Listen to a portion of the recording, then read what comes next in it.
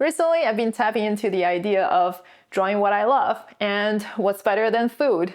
I've traveled to several places in the past few months and got some really memorable dishes. So let me dig up the photos and let's have a full meal together.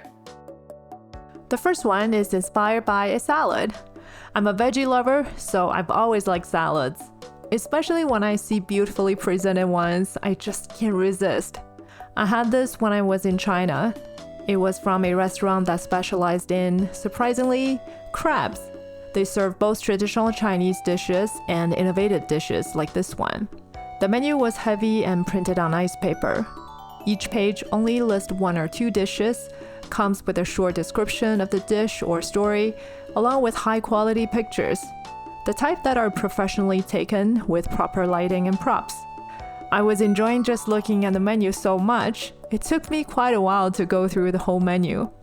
The waiter had to come check on us a few times because how long I was taking to pick the dishes. But I took my time. I love going through a nicely printed menu, and I wanted to know all my options. Well, having a gluten allergy doesn't help, since I have to always think about backup plans in case the waiter tells me some of the dishes I want cannot be made gluten-free, which happens pretty frequently. So for the salad, I was very intrigued by the picture. How were the ingredients arranged like this? Was it a whole piece? Will it actually look this good when it arrives on my table? They also claim that they use a secret recipe for the dressing, which makes me want to try and see if I can figure out what's in there so I can make my own version. I love making my own dressings because I can get rid of all the bad ingredients, the chemicals, and use only the good stuff. Apparently, this dish has been served many years as a staple, so I had to order this. And when it arrived, I was blown away by how pretty it was. The knife skills were really amazing. I had to stop and think about how much work goes into this dish. How did they make the celery into these thin flat pieces and use a sharp knife to only slide the tips, making them into these shapes of the fake grass, the green plasticky thing that you see in sushi takeout. And after preparing so many fake grasses, quote unquote, they had to arrange them properly and make them look like a tall grass field. And this is where I got the idea of making it a hiking scene. This dish looks like a wide open area of grass where you can enter and hike in there. So here I'm drawing the bunnies entering from one end, exploring the field. They're all geared up, each with their own little walking sticks and boots and backpacks. I just wanted to draw these equipments to show my respect to the professional hikers that I saw in Banff, because while in Banff we were just parking right beside the entrance of the trail and go check out the easy places. There are a lot of easy places in Banff to check out, but I saw a lot of those professional people. They're super strong, energetic. They must be able to walk so much deeper into the mountains and the woods and explore so many more amazing scenes. And this one here, impressed by the beautiful, colorful grass field, is doing some life sketching here. So in this drawing, you probably can tell that I'm just doing stuff that I want to do in real life or that I respect and put them into characters in action. Because I would really love to do some life sketching myself, but I always feel a bit timid and embarrassed to do that in public.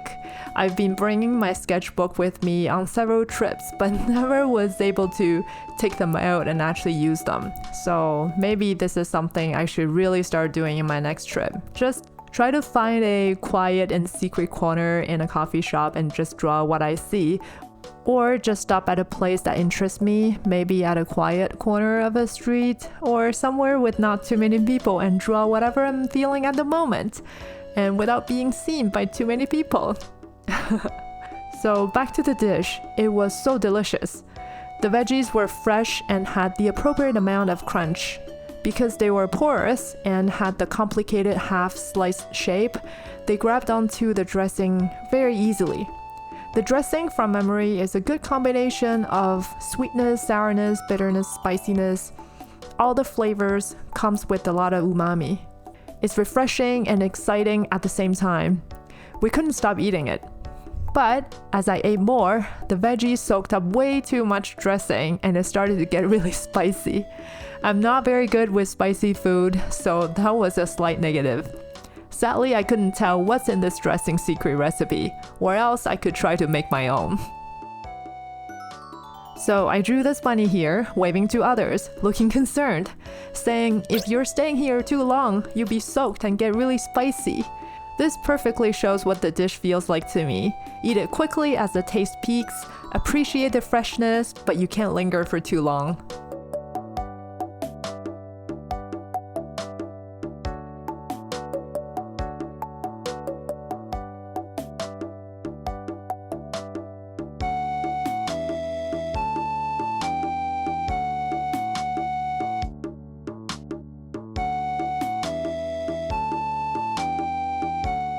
Borrowing the idea from the menu, I added the dressing jar at the top, flowing down dressing like a tiny waterfall.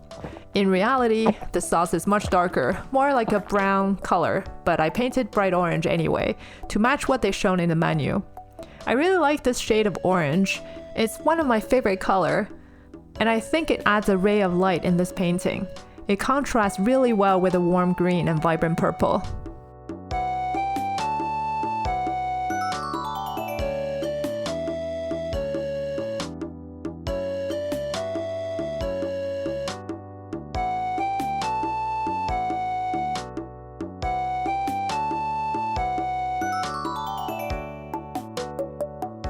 Finally, I added some dark clouds surrounding the jar of dressing, making it look like they're outdoor in an open field. The bunnies might be traveling from one dish to another, right? Also, I think the dark clouds just make the scene a little bit more mysterious, like how I felt when I ordered the dish. I love using watercolor for this because the granulation pattern forms naturally on paper, creating this unexpected look.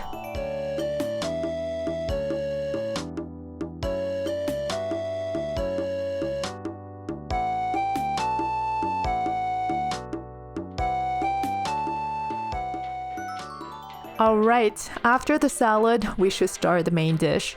And this time, I wanted to do something more exciting, as a change from the peaceful scene. So I chose this crab dish from the same restaurant. It's called preserved crab, a very simple looking dish with a very simple name. And it's a classic way to make local crabs. This direct translation from Chinese is drunk crab, because it's marinated in liquor. I never had this before, and this restaurant supposedly is very good at making this, so I had to give it a shot. The crab isn't very big, but it is very delicate. The shell is thin, easy to peel, and the meat is very fine and smooth. I'm usually not a crab person because I hate peeling the crabs, and I had to use that tiny little tool which can only scoop out tiny little pieces of meat every time. This tedious process just takes my enjoyment away. But I like this crab. The sweetness from the crab meat goes really well with the liquor and is in harmony with all the secret spices they use in there. It's a very sophisticated taste. It's very eye-opening for me. Although I don't drink, I find alcohol complements the seafood flavor really well. In contrast to its taste, the look of the dish is very basic. It's just a crab sitting there. It'd be very boring if I just draw it as is. Because the crab is supposedly drunk, I thought maybe it could go crazy and start doing crazy things, like chasing and attacking the poor bunnies. Maybe they came directly from the water at a beach when the bunnies are enjoying their days. I've never drawn crabs before, so this is a good learning experience for me as well.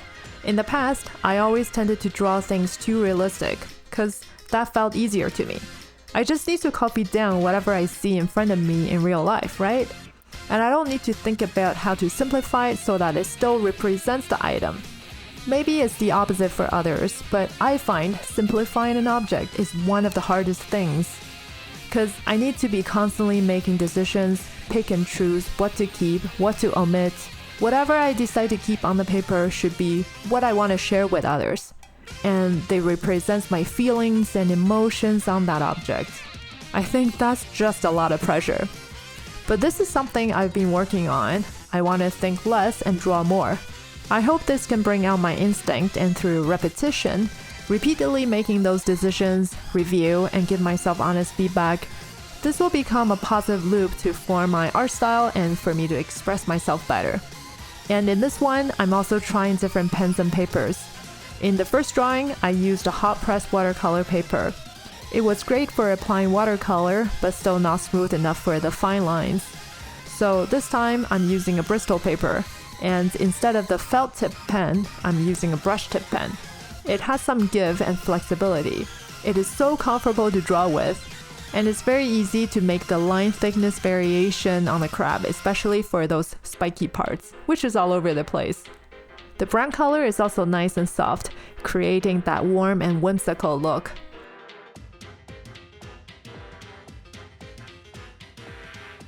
Another problem I had in the past is that I always had this rigid mindset. If I use watercolor, I have to use watercolor paper. And if I decide to use watercolor for one thing, I must use watercolor for the whole painting. Nothing else. No pencil mark, no fine liner, no ink. It must be pure.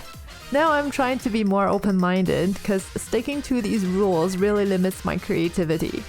So this time I'm putting on watercolor on Bristol paper. It's not as absorbent as watercolor paper, and I can't do these cool dry brush marks, which I love, but it has a different look that is also charming in its own way.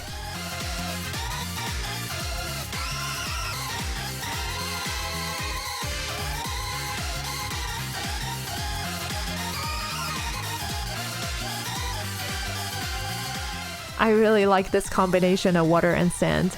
Putting watercolor on this super smooth paper leaves marks easily, so I'm using them to my advantage to create those textures on beach.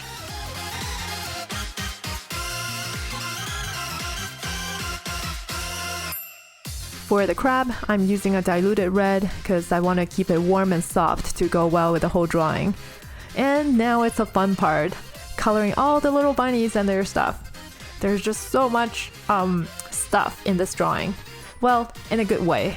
I find that I really enjoy adding different characters once I've decided on the scene. So once this crab chase scene idea was solidified, my mind started to pop up ideas like, oh, there could be bunnies building a sand castle, putting up an umbrella, could be a bunny doing the sand bath, burying his whole body. Oh wait, maybe when the other bunny was putting up the umbrella, he accidentally stabbed the poor bunny buried in the sand. Haha! It's just so much fun, and the story continues as I add more characters. In the past, I would find coloring this much stuff so painful because I had to constantly making decisions on what colors to use. But I recently found that if I decided on the main colors, it is easier and less risky to choose smaller colors. I also started to do more mixed media. For example, using alcohol markers to make the patterns on the beach towel is really fun because you can layer them. And once I put in the colors, I accentuated the crab to make it more three-dimensional and pop a bit. Oh, I also added all these shadows on the sand to give the whole thing a little bit more depth. Alright, I think I've added enough to this drawing, and now my table is super messy. When I use markers, I find it really annoying to have to put them back every time. So the more colors I use, the less desk space I have left. Let me pack them up so we can have the dessert. This time I'm switching my media again, because the scene I wanted to draw would work really well with watercolor. I wanted to look soft and whimsical, like a page from a fairy tale or a picture book. So I'm using my favorite rough watercolor paper here with a lot of texture. To make the lines smoother, I'm using a dip pen because the flow is higher. Same as before, I kept using the brown ink to keep the lines nice and soft, harmonized with the watercolor effect. You probably have no clue what I'm drawing here, and to be honest, I had no clue what I got when I was presented this dish. This is from a nice restaurant in Banff, and unlike the menu from the Chinese restaurant, the menu was simply printed on a nice sheet of paper, very minimalistic. Just 2 lines for this dessert: rhubarb and strawberry. Nixon honey, yogurt, fennel pollen. It's hard for me to imagine what this dish would look like. And rhubarb, would that go well in a dessert? Out of curiosity, I ordered it, and I was glad I did. The dish looked very simple. There were just 2 main components. One dumpling-shaped red thingy with a pile of small ruby-colored cubes. There's one American football-shaped cream color thing with a few pieces of sugar cracker poked on top. It felt like a nice plating from a good restaurant, but nothing super impressive. I had no clue what each element was. I guess the cream thingy was yogurt? But what is that red thing? I poked the dumpling with curiosity, and it's a very thin layer of jelly, strong jelly. Not sure how it's made though. It tasted like strawberry, and inside, it was creamy strawberry and rhubarb filling, I think. The flavor was very bright with the right amount of sweetness. I don't like super sweet desserts because it just overpowers everything else. But this dish has just the perfect amount of sweetness to counter the acidity and makes each bite very flavorful and juicy. I couldn't tell what exactly was in there, so I had to keep eating to explore. Yeah, what a good excuse. After a bite of the juicy stuff, I went to try the yogurt. It's creamy and aromatic, very warm and mild. A good complement to the juicy bite I just had. And the piece on the top is sugary and crunchy. The difference in texture is really interesting. Using this to pick up some of the juice in the plate, it just wakes up my palate even more. This is such a multifaceted dish, and I found myself moving among different components, always exploring and finding something new. So this drawing here is my feeling rendered. As the rhubarb dumpling and the yellow yogurt flow down the river, each bunny gets to taste it as it goes by. But after they get a bite, they just had to chase the food to get one more bite. Of course, they're also intrigued to see what's inside of the dumpling. The whole dish is ebbing and flowing and never gets boring.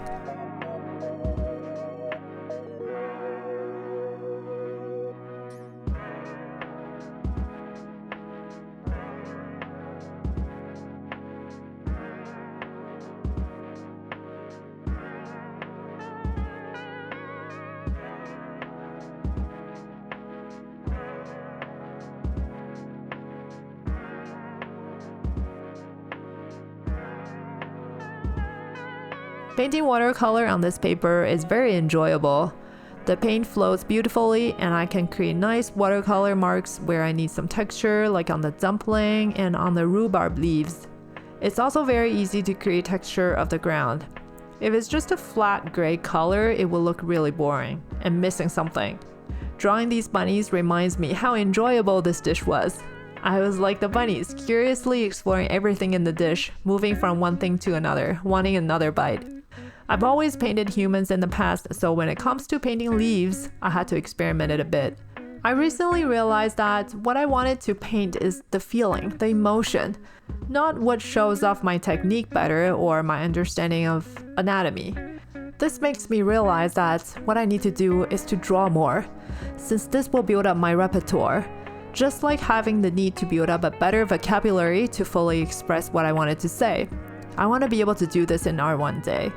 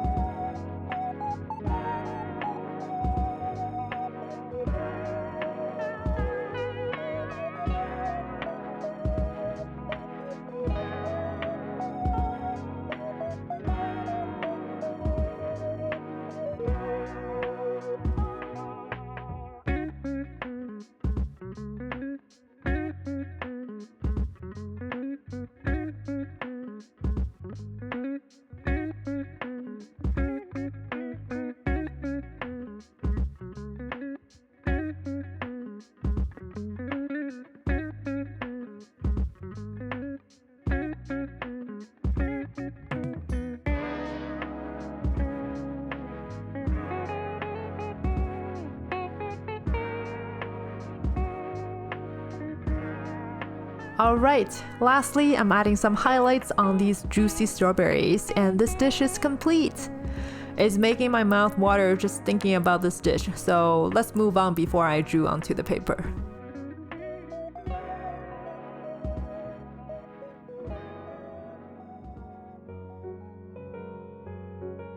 When we have a full course meal in Japan, the dessert usually comes with a nice cup of hot tea. So I thought, to wrap this up, let's make a matcha-inspired drawing.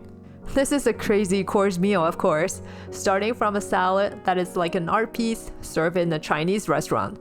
moving to a delightful seafood main course, and continuing to a complex yet harmonious dessert, and ending with a palate-cleansing Japanese tea. But who cares? I would love to have this course menu. If any restaurant serve this, I'd definitely go. And if you'd like to try this course, let me know in the comments. Since I also like Japanese gardens, I thought maybe I could incorporate some scenery here. I love watching Japan travel videos and marking down the pretty coffee shops and tea houses for my next trip. I remember seeing this tea ceremony class for this garden in Kyoto. It's a big open room with tatami mats on the floor. You can sit in a circle and watch the teacher making tea. There are many steps and etiquette to follow for a true tea ceremony, so it's not an easy class. After you're served the tea, it'll be your turn to make the tea, and the teacher will give instructions and feedbacks. I've never tried the tea ceremony myself. It sounds like a fun, although potentially stressful, activity to join. So here I'm drawing this deer as a teacher, teaching a bunch of bunnies. This deer first appeared in my Inktober sketch. Now he's making a comeback. He might become a regular. I always like animals, so I'm thinking expanding my characters to include more animals and not just the bunnies. The bunnies will stay as a staple for sure.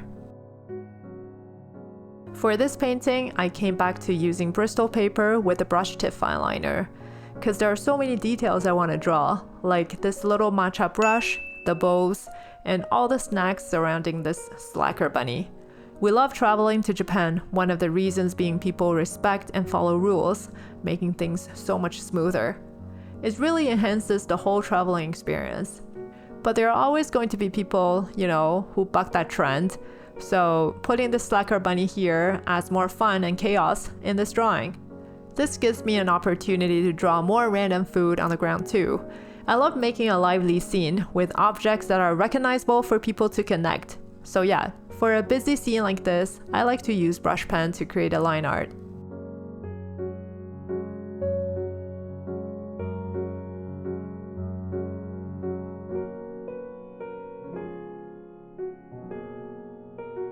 But I also wanted to do something different for this drawing, which is drawing the foreground with characters using line art, but painting in the background using watercolor.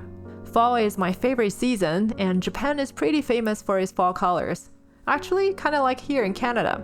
By the way, I recently went to Banff and was surprised that we actually have more maple leaves here in Toronto.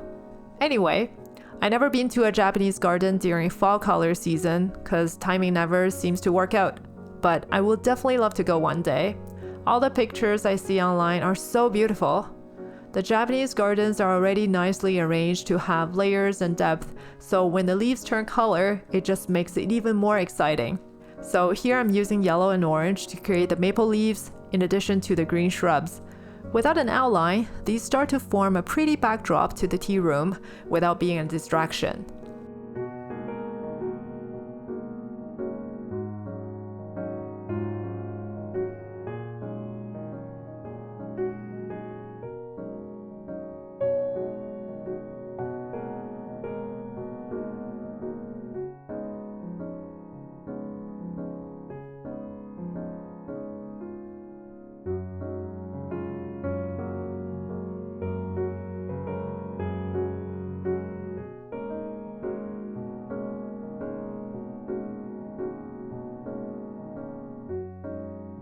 For the pillars and ceiling beams, I use a nice warm brown.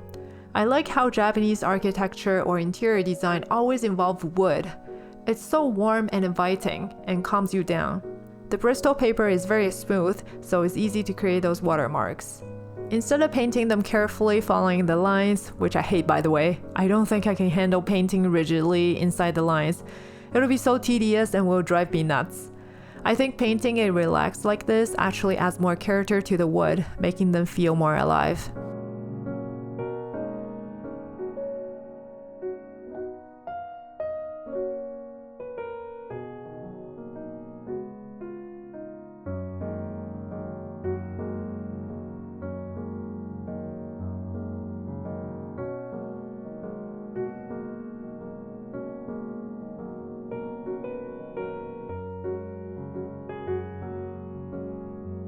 Although I don't like to wear bright color stuff myself, I really enjoy painting clothes and exploring the patterns I can put on them.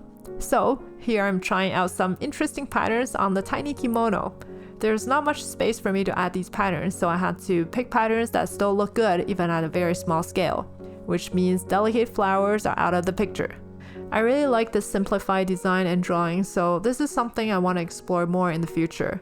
Maybe I'll start having my characters wearing something instead of being naked, so the poor bunnies won't be cold anymore.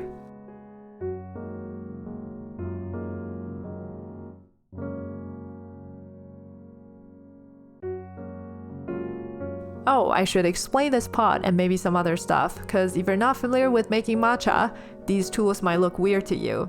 The dark pot is an iron pot sitting in the sunken hole in the floor to keep the hot water for making tea. The teacher is scooping out the hot water from there, and to the left of the pot, that's the lid of the pot. It's really hot, so he must use a towel to wrap around the knob to pick it up. The brush everyone has is for whisking matcha powder into the water, and the big jar is for dumping water that is used to warm up the tea, I think.